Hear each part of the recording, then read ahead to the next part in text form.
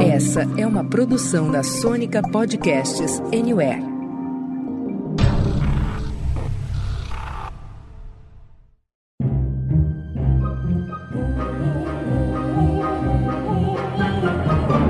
Senta, que lá vem spoiler. Bom dia, boa tarde, boa noite, bom instante que pode ser agora, mas ao mesmo tempo também não, certo? Certo? Estamos de volta com mais um episódio do Senta que lá vem spoiler, sua dose semanal de spoilers de filmes, séries e indústria do entretenimento. Todas as semanas nós estamos aqui com uma análise crítica cheia de amor e compreensão, ou não, das coisas mais legais que são lançadas nos cinemas e também nos serviços de streaming. Eu sou o Rafa Prada e tenho aqui ao meu lado ela, a viajante da sala de cinema, direto do cinematógrafo, Bibi Bueno. Tudo bem, Bibi? Tudo bem, Rafa? Tudo bem, Marcudo? Então, eu vim da Cinemateca hoje, continuo minhas viagens e eu espero que vocês estejam indo aos cinemas. Vamos voltar aos cinemas, gente. E esse filme eu recomendo que vocês vejam no cinema. Tem muita coisa acontecendo no filme, no fundo das ações, então vão ao cinema. Aliás, se você ainda não viu, né? Cuidado com os spoilers. Até porque, né, Bibi, se você vê em casa, eu tenho certeza que você não vai terminar. Mas olha, como a Bibi já falou aqui, o Marcuro tá conosco, né? Ele que às vezes fica assustado com umas coisas que ele vê no cinema, mas só para relembrar, o Marcudo aqui chega já dando a letra do episódio de hoje. Conta pra gente aí, Marcudo. Fala, Rafa, Bibi, pessoal.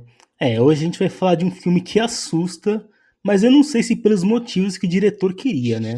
O papo é sobre Bo Tem Medo. E olha, antes do Norbinha soltar o trailer pra gente, fica aquele recado de sempre, hein? Assim como o nosso nome já diz, nós pegamos pesado no spoiler, e aqui, gente, vai ser muito improvável que você não tome um tapa na cara de spoiler, tá bom? Então, caso você não tenha visto ainda Bo Tem Medo, nós recomendamos que você dê um pulinho no cinema antes de vir viajar conosco neste programa. Ah, e tem mais uma coisinha. Este aqui é o nosso episódio 299, ou seja, o próximo é o trezentão e vai ser especial, tá bom? Olha, recado tá dado daqui em diante, é por sua conta e risco, combinado? Partiu, Norbinha! She's very pretty. Is that the type of girl you're attracted to? I am so sorry for what your daddy passed down to you. But I wanted a child. I'm visiting my mother tomorrow. Do you ever wish that she was dead? What?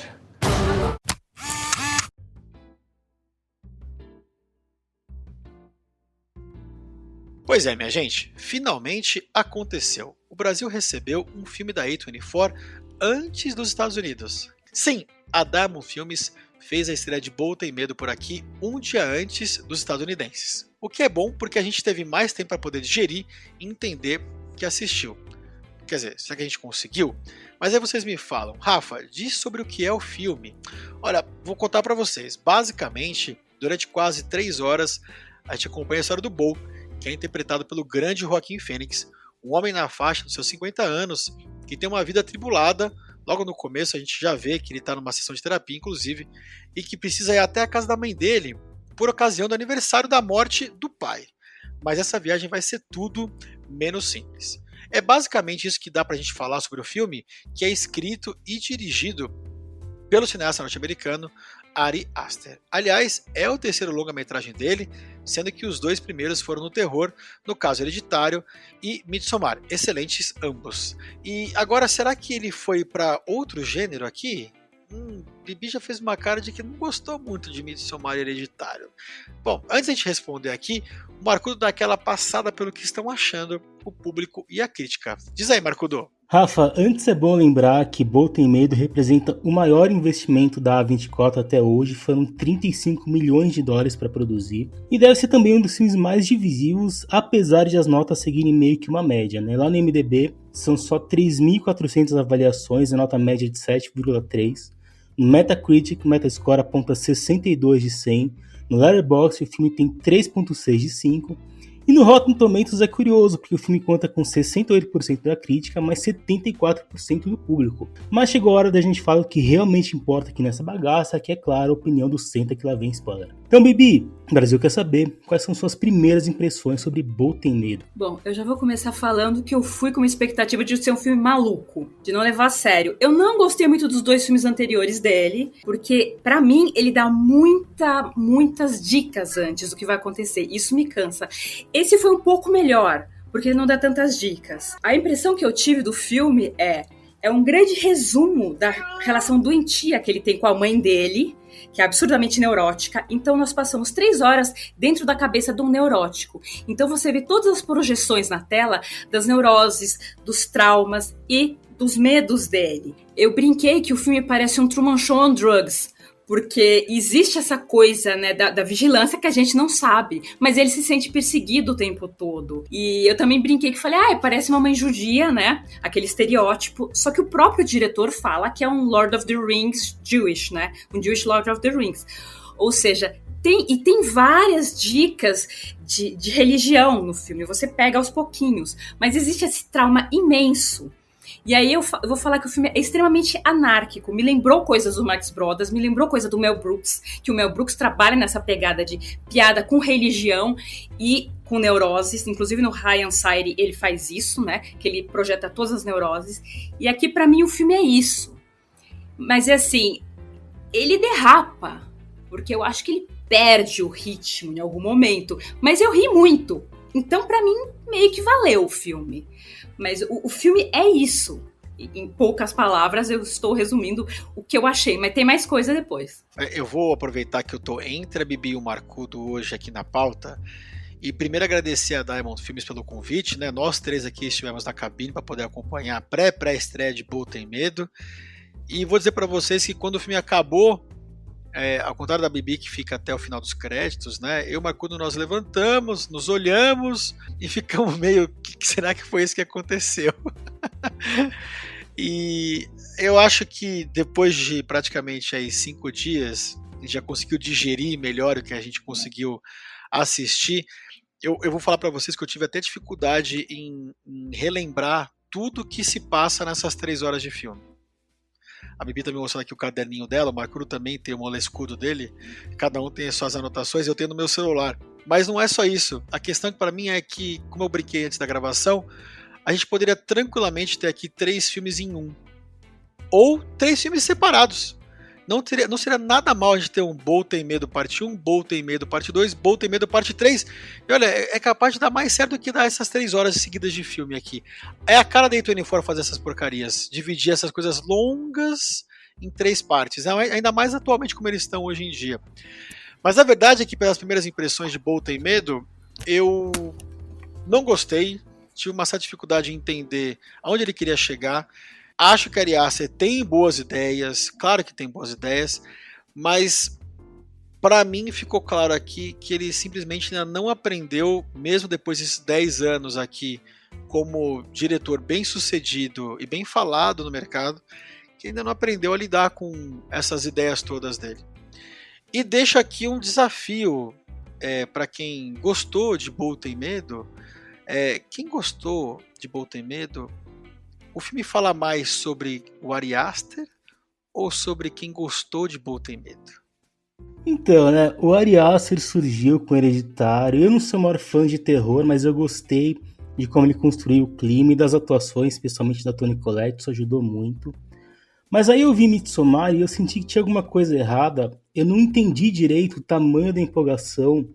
Um filme que é bom, mas é meio problemático, que nem bem lembrou a Bibi. Aí eu vi essa notícia que Bo Tem Medo, que seria o próximo projeto dele, ia ter 3 horas. E eu falei lá no grupo do SKLVS, vocês têm que parar de empoderar esse rapaz. E não deu outra, né? Porque Bo Tem Medo é um épico, né? O Ari Aster veio com essa coisa de Senhor dos Anéis, mas só se fosse Senhor dos Anéis depois de um chá de arruiasca, ou alguma coisa assim.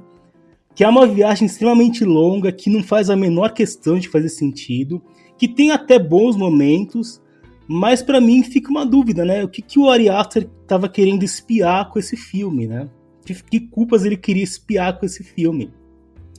O filme começa de um jeito interessante com o parto do Bo, que a gente acompanha do ponto de vista do bebê, então é tudo escuro, é embaçado, é caótico.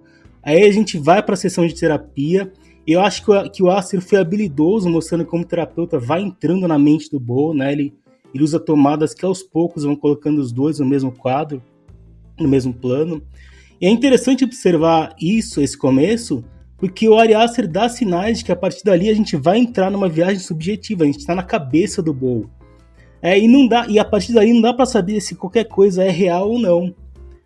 No fim do ano passado, o Inharito lançou Bardo na Netflix, e foi um filme que eu comecei a assistir e acabei parando, porque por mais que tivesse uma fotografia diferente e tal, interessante, era viajado ao ponto de eu não conseguir manter o interesse.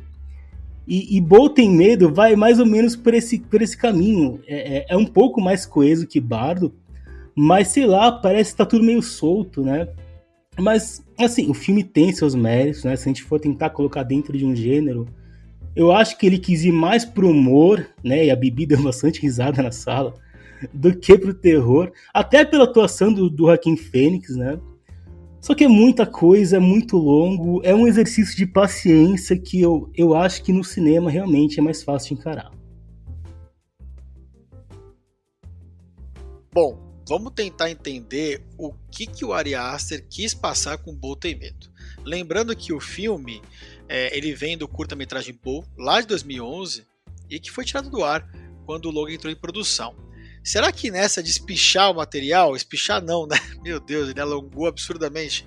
O Ari Aster acertou porque o curta, ele foi super bem falado, foi um dos primeiros trabalhos dele, era o primeiro que fez sucesso, entre aspas, aqui dele, né? No final, Marcudo, o Bo tem motivos para ter medo? Eu acho que ele tem muitos motivos para ter medo. E é curiosa essa questão de longas que vem de curta, né? Eu tava falando com isso com a Bibi depois que a gente saiu da cabine, porque é meio um negócio que 880, né? Eu fiquei pensando, eu lembrei de 2 exemplos que deram certo. Um é o Nacional, Hoje Eu Quero Voltar Sozinho, que veio do curta Eu Não Quero Voltar Sozinho, eu acho os dois muito bons. E outro exemplo é de um filme que eu adoro, que é o Whiplash. Eu não vi o curta, mas o longa é bom demais. E eu também não vi o curta Bo, porque, que nem você falou, Rafa, eles tiraram do ar e eu não encontrei. Mas pelo que eu li, ele também parte daquela coisa dele pegar o fio dental e a chave do apartamento sumir, e aí ele entra numa viagem que não faz sentido. Mas eu assisti 2 curtas do Ari Aster, um chama Munchausen e outro The Strange Things About the Johnsons, e os dois dá pra achar fácil no YouTube, e dá pra ver ali que desde cedo o Ari Aster ele tem meio que uma fixação pelo tema relações doentias entre pais e filhos. Em The Strange Things About the Johnson, ele leva isso à milésima potência. Mas em Munchausen é meio que um prelúdio para Bo Tem Medo, é basicamente sobre uma mãe que não consegue desapegar do filho. Né? E essa é a essência de Bo Tem Medo, né? Uma relação meio doentia entre mãe e filho. Eu estava conversando com o Rafa sobre um ouvinte nosso, o Jack, que ele estava falando que esse é o melhor filme freudiano desse ano. Eu não tenho muito conhecimento de psicologia, mas tem umas coisas que dá para pegar, né? O filme começa com o parto do Bo, que eu falei, e já é a relação máxima entre mãe e filho, né? E o filme é meio que dividido em 4 atos e mais um epílogo. No 4º ato, ele finalmente chega no velório da mãe sem cabeça, né? Detalhe. E é ali que ele se livra do grande medo da vida dele, medo esse colocado na cabeça dele pela mãe, e que faz ele ficar com os testículos gigantes, que era a possibilidade de morrer ao fazer o que é inerente aos homens, que é ejacular, né? E é ali também que ele tem o grande embate com a mãe dele, que pagou uma funcionária de 37 anos de casa para morrer, só para provar pro filho que ele não amava ela. E sei lá, é injusto culpar a mãe por tudo de mal na vida dele, mas pelo que a gente viu era verdade, né? A Bibi comentou comigo essa história, que é a história da mãe judia 10ª potência. Eu respondi para ela que era a 20ª potência. E junto de tudo isso tem um complexo com o falo, né, que faz a mãe dele resumir o pai do Bo a um pênis gigantesco e monstruoso. Um momento que pelo menos é engraçado, né? Enfim, eu não sei se estou conseguindo explicar, mas eu acho que é mais ou menos isso. O ponto é a relação de dependência exagerada entre mães e filhos. Eu tô aqui rindo, lembrando, porque assim, já no começo, o filme dá essa amostra do que vai ser a relação doentia deles, porque já começa como controlando, com cobrança e com essa chantagem emocional, porque ela faz chantagem emocional o filme inteiro. inteiro, né? E ela projeta tudo nele, porque como não existe imagem do pai, ela projeta tudo nele, e ela quer que ele seja a criança perfeita, idealizada. A gente vê isso quando ele tá na casa e tem aqueles anúncios, que tem a criança sorrindo, vendendo, ou seja, ela usa a criança como uma imagem ideal para vender os produtos também, né? E não existe esse filho perfeito. Não existem pessoas perfeitas. E ela projeta tudo isso. Então, quando ele faz uma mínima coisinha, ela guarda aquele rancor. Ela é rancorosa. Ela é absurdamente rancorosa, né? E aí, como você falou de que ele não consegue ejacular, e o diretor joga isso na cara da gente o tempo todo, né? Porque você vê o saco andando pra lá e pra cá, né? E aparece várias vezes, tem personagem falando sobre isso. Ou seja, ele não goza porque ele tem medo de morrer. Só que o não gozar é outra coisa. Ele não goza a vida. Não é que ele guarda aquilo, não é só a sexualidade dele que tá reprimida. Ele não aproveita a vida, é um não gozar concentrado. Ele não tem vida porque a mãe não deixa. E porque ele não tem culhão, né? Vamos usar essa palavra. Apesar dele ter inchado, ele não tem coragem de encarar essa mãe. E aí o Ari Aster faz o quê? Ele quebra a mãe pela cabeça. Também para você não identificar que não foi a mãe que morreu, e também porque ele tem essa tara de matar as pessoas pela cabeça, né? O terceiro filme que ele mata as pessoas pela cabeça, eu falei assim, gente, o que acontece? Aí eu fui pesquisar um pouco, aí aparentemente em algumas culturas a cabeça, para você matar realmente a pessoa, você tem que matar pela cabeça, porque a cabeça simboliza a vida mesmo, não é só o resto do corpo. Você pega em mitologia grega e outras mitologias, então a cabeça é a vida. Então como é que você mata a pessoa de vez? Cortando a cabeça, esmagando a cabeça, né, jogando um lustre na cabeça. Mas é isso, é uma relação absurdamente doentia. Mas aí eu vou dar meu ponto positivo pro filme, porque assim, ele trabalha com... Eu rio, como você falou, eu ri horrorosamente, assim.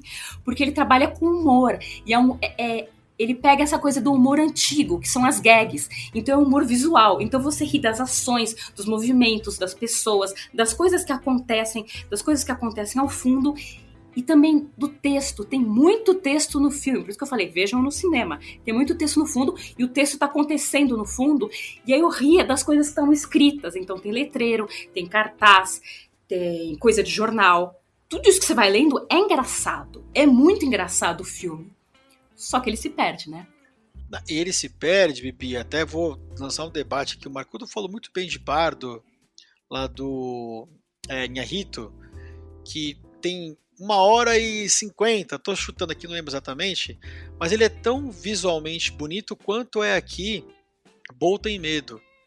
E eu acho que Inharrito, ele é muito mais feliz em contar uma história totalmente viajante, como é também do jornalista, inclusive trazendo vários elementos mexicanos. E, bom, tanto é que foi indicado ao Oscar. E eu sinto que o Ari Aster aqui, ele não conseguiu chegar nessa capacidade, assim. A pergunta é, Bolt tem razão para ter medo? Tem muita razão de ter medo, cara. Eu li uma crítica do Inácio Araújo, em que ele fala que tem um certo momento que, quando ele compara com uma mãe italiana, né, que a mãe italiana fala assim, se você não comer, eu te mato. Né? A mãe judia se você não comer, eu me mato.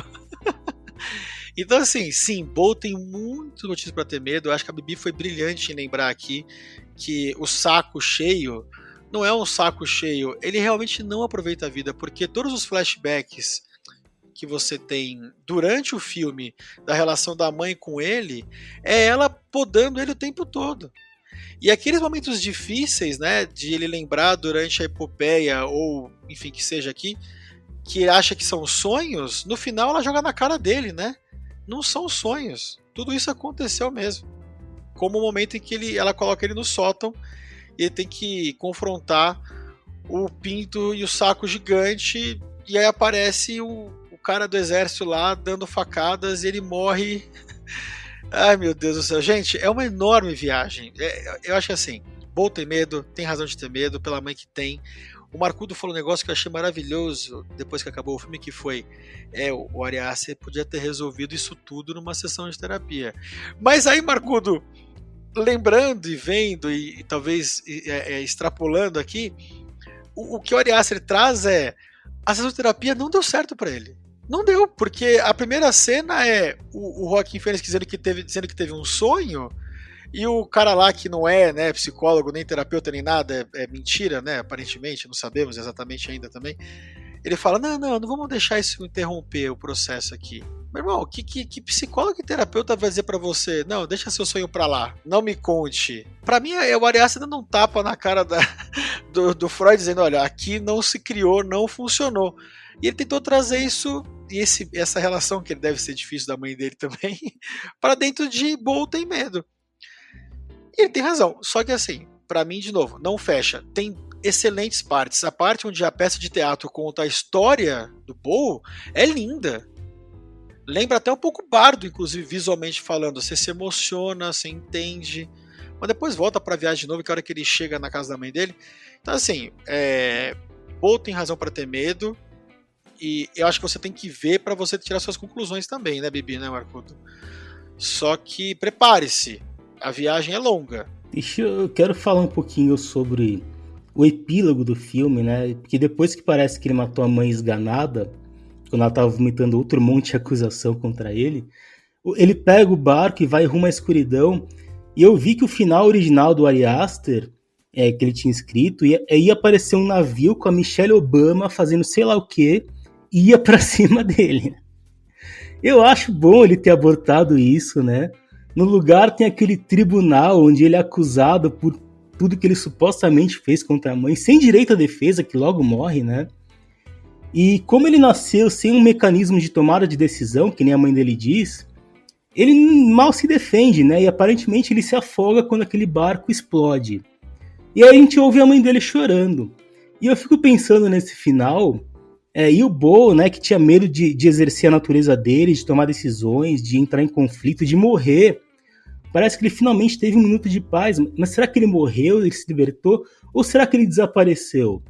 Porque já que é pra viajar, dá pra gente pensar que o Bo não era mesmo real, porque dentro do filme parece que ele não existe, porque parece que a história diz mais sobre a mãe dele, que usa ele como artifício para lidar com as próprias inseguranças. Tem vários sinais disso, né? Desde a falta de personalidade dele, até o fato que que ela tinha acompanhado cada passo dele durante aquela jornada, né? Eu ainda acho que ele é real. Tanto que onde ele vive é uma projeção de tudo que ele vê de ruim na TV. Todos aqueles personagens horrorosos, ele vê na TV e ele vê na rua. Eu acho que ele existe.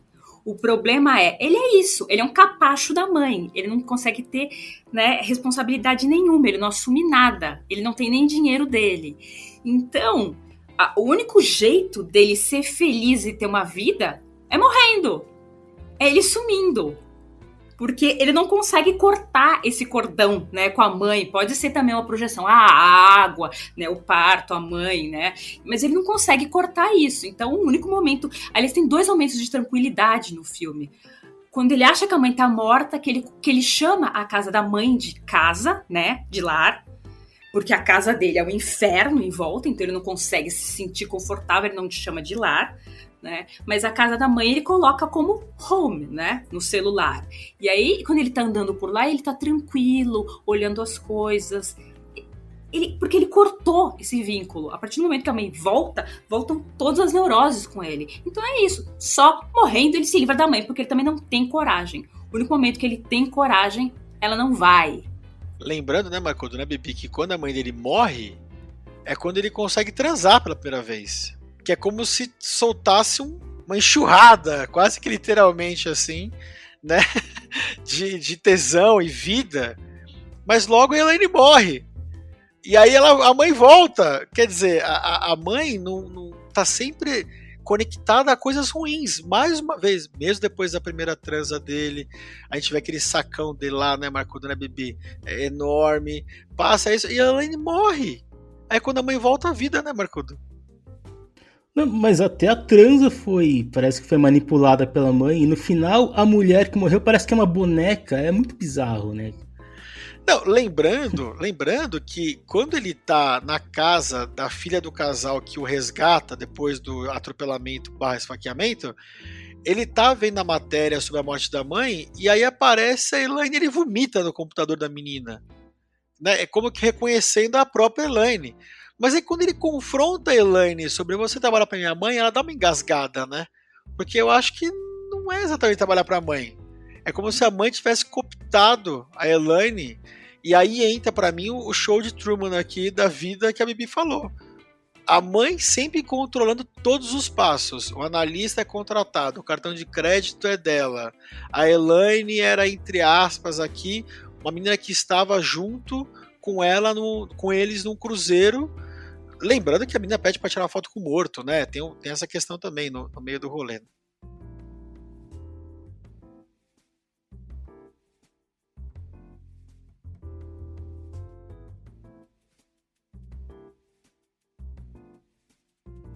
Só vamos falar um pouquinho do elenco, né? A gente passa as quase 3 horas de filme todas com o Joaquin Phoenix e um pouco a versão adolescente dele, né? O que vocês acharam? Tem mais alguém que chamou a atenção de vocês? Olha, eu gostei muito do casal Margarina. E aí, margarina é 2 sentidos. Margarina é aquele negócio que parece saudável, que botaram na cabeça da gente, mas é falso. É totalmente falso. Porque é um casal que parece feliz, é bonito. A filha, a lembrança do filho que morreu em combate. Mas assim, aquele casal é falso até o último, né? E eles são doentes. Fora que a Amy Ryan, como a Grace, tá ótima, e o Nathan Lane, quando ele aparece, eu já comecei a rir sozinha, né?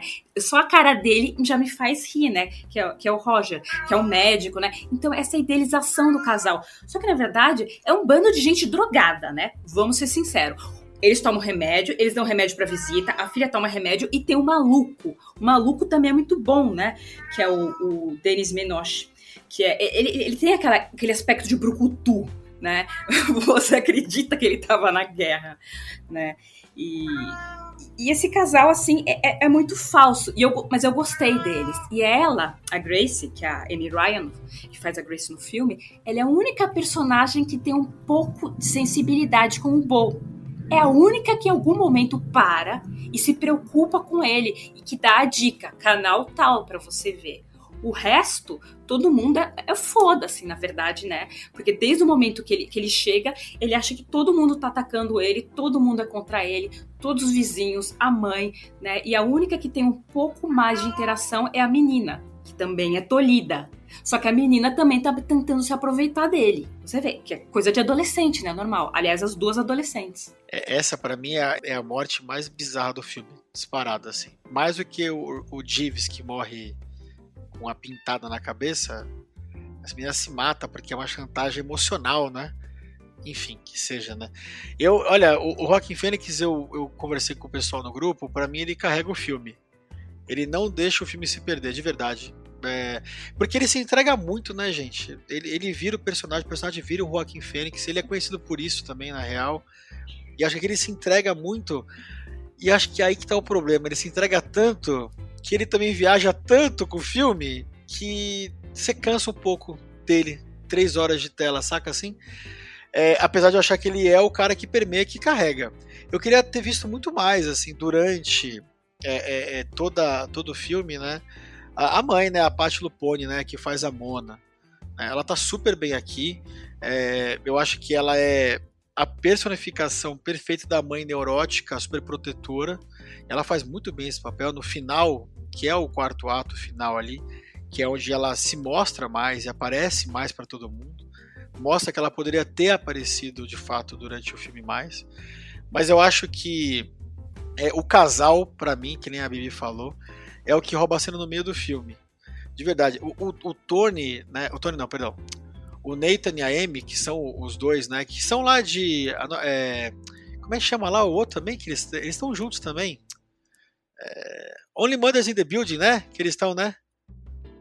Ninguém viu aqui nessas misérias, né? Vou voltar aqui, o Narbinha.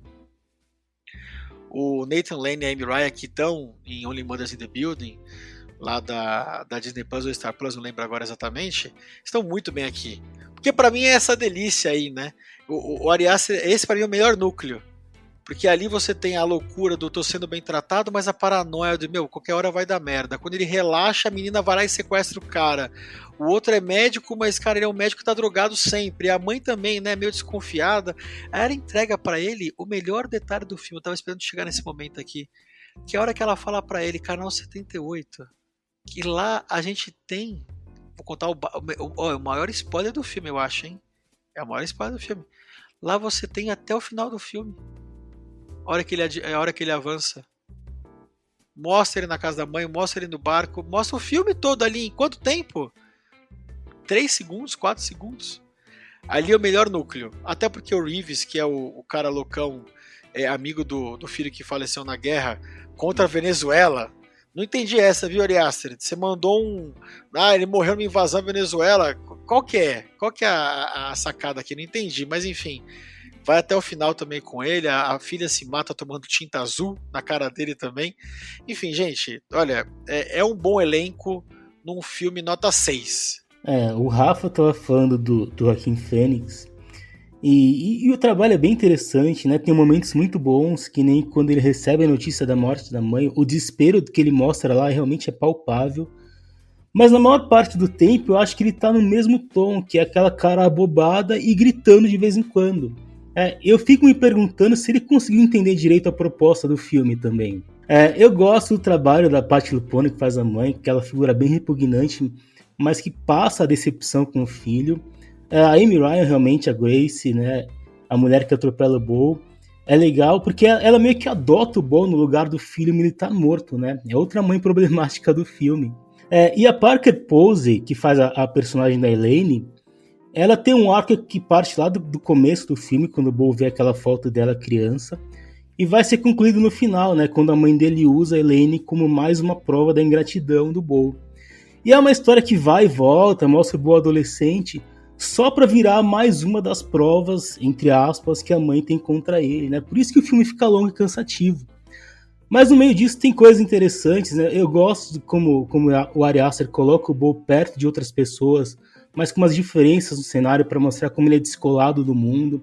Eu gosto do som do filme, de como tá sempre indicando que tem algum caos nos arredores. E o Bo raramente tem paz, que nem a Bíblia lembrou. Eu gosto do uso das cores, do azul do Bo sendo engolido pelo amarelo, que remete à mãe dele. A relação dele com a mãe, quando ele é adolescente, é bem estranha, né? Com direito a umas conversas na cama e tudo mais. Mas tem um momento, quando ela vai contar pra ele como o pai teria morrido ejaculando dentro dela, um negócio bem bizarro, né? Que a câmera fixa no rosto dela e passa muito pela escuridão e passam várias cores, com destaque pro vermelho, que mostra como ela é um perigo pra ele. Tem a história dentro da história, né? Aquela peça de teatro que o Rafa lembrou. Eu achei bem legal pela animação e tudo mais. Enfim, o filme tem o seu valor, mas eu acho que isso fica diluído no resultado final. De novo, né? A gente tem falado isso de forma constante, que é a duração dos filmes. Eu entendo que aqui 3 horas talvez tenham sido necessárias para poder encaixar toda a loucura, né, do Ari Aster aqui na obra. O problema para mim é que quando você começa a respirar ou tem aqueles momentos de paz dentro dessa loucura dele, eu esperava momentos mais longos, talvez, de paz, sabe assim? São 3 horas completamente malucas. A paz, a maior parte que tem de paz é a parte do teatro. Mas logo ela passa, que ele confunde o velhinho com o pai dele, aí o cara aparece lá, joga bomba, metralha, se mata, mas não se mata. Mas tudo isso pra dizer que a gente deve, gente, eu vou insistir aqui, 3 horas exige demais do público, gente. Demais. Não é possível que os estúdios de cinema, os diretores, os atores, eles não vejam isso. Não é possível que ninguém consiga perceber que 3 horas por um filme é muito tempo, gente. É muito. E olha, ninguém aqui é geração... Qual que é a geração que gosta de acelerar filme na Netflix? Millennial, né? Ninguém aqui é geração... A Z, né? Ou a Z, né? Ninguém aqui é geração Millennial ou geração Z. Pelo contrário. A gente está acostumado com filmes de 2 horas. 2 horas e 20. Era o nosso padrão, ok. Mas 3 horas é muita coisa.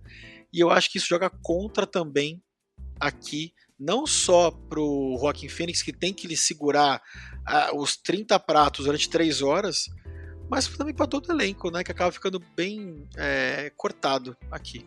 Então, ele fala que ele quer fazer uma odisseia, né? Ele fala meio que isso, né? Só que aí são 3 horas de uma odisseia maluca, num clima claustrofóbico, né? Então tem gente... na cabeça do ansioso. Então tem gente... aquele filme vai dar gatilho em muita gente. Eu aposto que vai. Ô Bibi, o Joaquin Phoenix deu uma entrevista dizendo para as pessoas não assistirem esse filme se elas tiverem fumado, tomado alucinógeno.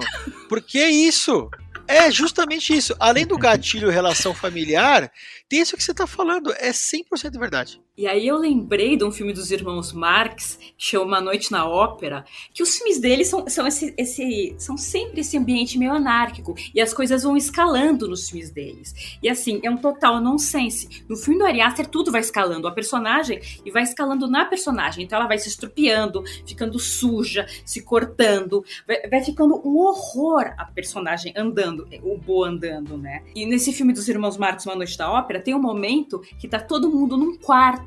Então juntou todas as figuras desconexas que estão no filme num quartinho fechado. E aí o Bo tem medo, pra mim parece a projeção daquela cena em 3 horas. Então é uma anarquia concentrada, só que dispersa em 3 horas. Então ele se perde. E aí, como eu falei com vocês, as cenas mais bonitas, o momento mais bonito, é o momento mais abstrato, que a animação é linda, né? Por isso que ela tá no trailer, né? Que é uma animação linda, que seria o mais abstrato, porque você vê uma animação, não é a realidade, a gente não tá tentando reproduzir nada, só que é o momento mais real, é o mais próximo do real, é o menos louco, né, o que a gente consegue acreditar mais, né, mas assim, eu deixaria a animação. É isso! Deixa o começo e a animação, você corta o final. Não é à toa que está no trailer. Não é à toa. O cara que faz o trailer, meu Deus, esses caras são excelentes, gente. Eles são muito bons. Ele deve ter ficado maluco. Ele falou, o que eu faço? O que eu coloco? Só pra encerrar, outra razão pela qual eu achei muito divertido o filme. Eu realmente ri muito. Eu ri do começo ao fim do filme. Eu ri durante quase as 3 horas. Tiveram horas que eu gargalhei. Eu queria falar das músicas. Porque ele usa a música de uma maneira muito irônica. Se você prestar atenção no que tá acontecendo e a letra da música, ele tá tirando sarro. Ele tá tirando muito sarro, principalmente da normalidade. Então você vê uma coisa absurda acontecendo e a musiquinha fofa tocando no fundo. Ou então acontecendo uma coisa meio estranha e a musiquinha, você pega as letras fazem piada o tempo todo disso. É assim, ele não conseguiu juntar tudo de uma maneira coesa, mas ele tem umas ideias muito boas. Eu, se fosse vocês, prestaria atenção nas letras das músicas. Ouve bem enquanto vocês assistem.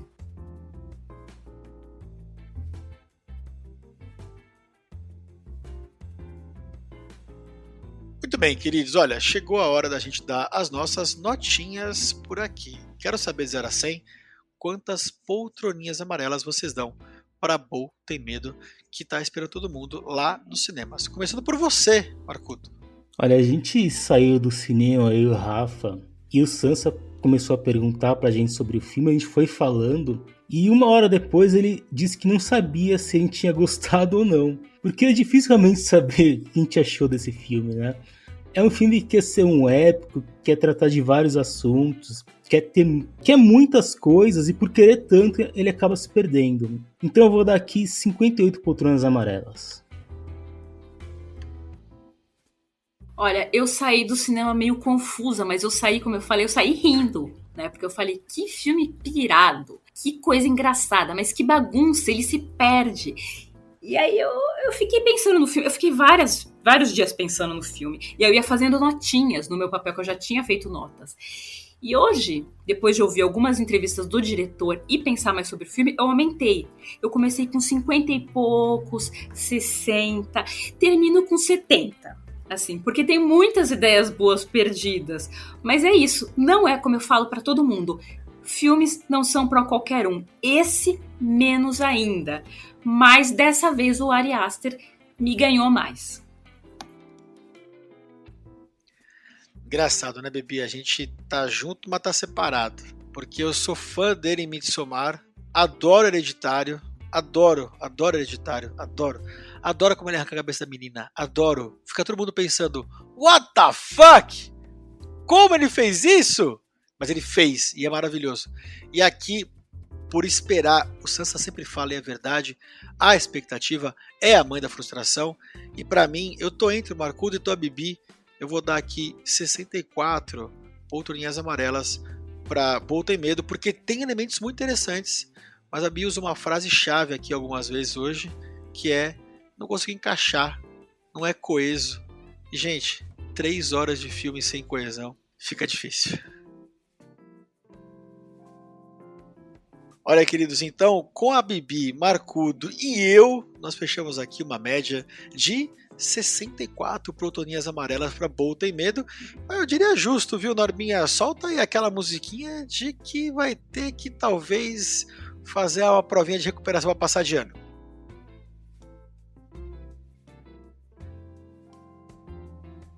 E é isso aí, queridos. Nós vamos ficando por aqui. Sempre lembrando que todas as semanas tem episódio fresquinho do Senta Que Lá Vem Spoiler. Obrigado para você que nos ouviu até aqui. Obrigado, Marcudo. Obrigado, Bibi. Um beijo. Até a próxima. Tchau. Tchau, pessoal. Repetindo, vejam os filmes no cinema. E para quem tá no Twitter, Cinematógrafo. Para quem tá no Insta, cinematógrafo.br. Tô no Facebook, mas não tô no Facebook. Então vocês sigam os dois e de vez em quando eu tô aqui. Beijo, até a próxima. É isso aí, pessoal. Valeu e até a próxima.